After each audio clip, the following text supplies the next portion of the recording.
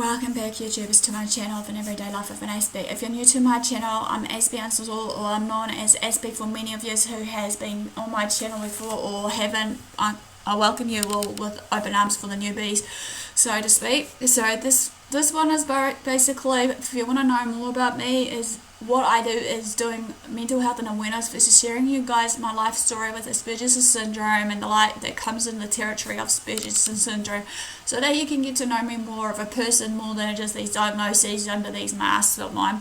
So without further ado, also I create mental health and awareness versus sharing some tips and advice along the way versus also sharing some, pearls of wisdom and encouragement and support for you all with tips and advice, be it whatever it may be, as well as also just maybe some gentle messages that of hope, hopefully, to uplift you all and mentor you and advocate you all, so that I can shine the light up to you all, to let you know that you're not alone. So without further ado, at the moment I'm trying to finish up the last of my series of the how-tos versus ADHD and versus the Asperger's syndrome and all these other topics that I have clearly addressed earlier in the piece. So I'm hoping that in this time of day that I'll be able to try and finish it all up, sort of thing, and hopefully that everything will just come into play. But if I haven't managed to finish them, as I keep telling myself, to try and aim for 2 weeks tops, as of probably leading up to the end of the month, I'm guessing, if that's the right date, I'm just calculating for 2 weeks.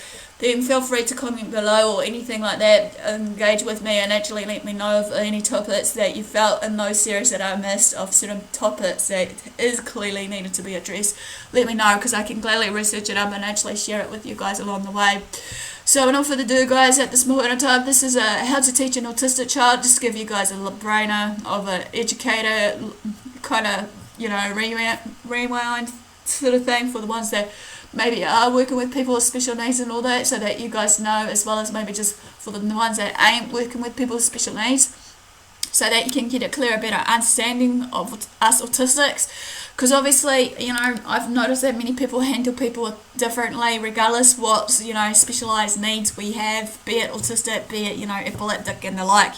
And then sometimes I feel that, with as much awareness and information out there that I can give you guys, regardless of whatever I'm bringing out, here's an example in this piece, how to teach an autistic child, that hopefully you'll be able to understand properly about how it goes about it and everything else. So enough further ado, guys, basically, before I run out of time, this is part 3. As I said, these ones are broken down into 3 parts of the how to teach an autistic child, which number 1 was using strategies to help an autistic child with communication issues. Number 2 was, of the second part, was using strategies to help with the autistic children that has behavioural and social issues. And this one is basically, the last but not least, really short hopefully, is using strategies to help with sensory issues. Because as I said many times before, many autistics, depending on their spectrum, where they are at, on the high or low or whatever, even though many people hate me using those words, high functioning versus low functioning. Humbly apologise if you guys are watching these, but it's just how I've learned it through my life experiences as well along the way and everything else. So hopefully you can just respect my views of an opinion. So, and all further ado, guys, basically, as we know that with some autistics, or many autistics, they may have some sensory issues. So number 1 on this tip is, or shall we say suggestion, is delineate the teaching space. What I mean here is, this is crucial for an autistic child, often having trouble coping with different environments or chaotic spaces. So construct your teaching area with separate intertwined stations such as toys, crafts and dress-up. Just split them into different, areas in the classroom, so that they can just maybe go to their station that they feel comfortable with and then just do that. Place physical instructions or indications of the defined areas on the floor, such as mats for each child to play upon. I take square outlining for a reading area, etc.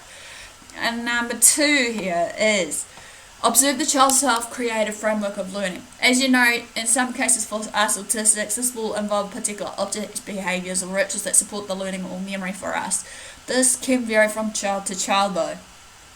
Do they need to walk to the list, the alphabet? Does holding a blanket help them to read aloud? Whatever it may be, allow that child to learn within their own framework of mind as well, because obviously, like I said, every child learns differently and at a different pace and whatnot. So it also pays to know, and just not, as I said before, which really gets up and go. If a child that is autistic begins to stim in that environment, do not tell them to stop or what have you.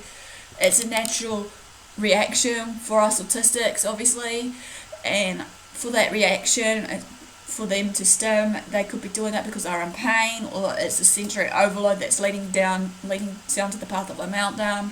So you need to just be on mind what that is, how that's happening, and just hopefully tread with care, so to speak. Okay, so this leads into the number 3, what I'm saying, accepting the stimming. Okay, stimming is a term that usually is referred to self-stimulatory behaviours such as flapping hands or fidgeting or any other characteristic traits, behaviours that does come with stimming. Basically is frequently observed by among many autistics. Okay, many people think that stimming isn't a good thing, but I beg to differ. Okay, stimming is crucial for an autistic child in the way of the sense of their concentration and their sense of well-being. Teaching the child appears to be respectful of the stimming rather than teaching the child to suppress it. Because obviously, how I see this, if a child stims and you tell them to stop and stuff, it's no good for a child, because obviously you're stunting their development versus just showing them that you're not maybe caring enough just to let them do what they have to do. Because if they do begin to stim in that, and the sensory overload or meltdown arises while they're stimming in that, realm, basically let them win in it, carry it out, regardless. Maybe send them to a little quieter room for them to just, wind down when that stimming, well, not stimming as such, but the meltdown versus the overload is taking place. Occasionally, an autistic will seek stimulation from biting, hitting, or otherwise harming themselves or others, and we know sometimes they don't mean to. In this case, it is best to speak with the special education coordinator to figure out how to help the child by using a replacement stim that does not cause any harm to the child that is autistic and others around them. Number 4, understand that if an autistic child is reacting to a stimulus in a way which you or their peers may find odd, it's probably there for a reason. That goes to what I was just mentioning before. Sensory overload versus meltdowns. They will occur sometimes out of our control, out of our reach. Okay, an example here, just to give you a clear example, maybe to illustrate, is, for example, if a child panics every time someone touches his or her head, it may be because it is painful for them. Many autistic individuals may have a low tolerance rate of pain thresholds.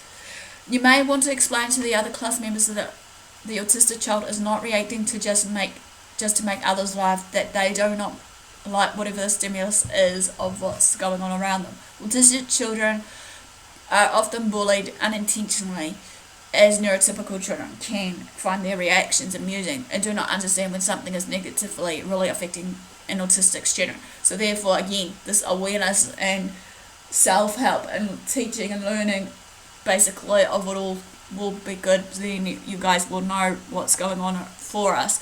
So this basically ends the how to teach an autistic child, basically part 3, using strategies to help with sensory issues. Give me the like for thumbs up, comment below basically. Feel free to also follow me on Twitter, Facebook, AspieAnswersAll. Feel free to subscribe to my channel. Feel free to also share these videos to family and friends. So enough for the day. Thanks for the support. Do what you love what you do. Until next time, I'll see you all again soon.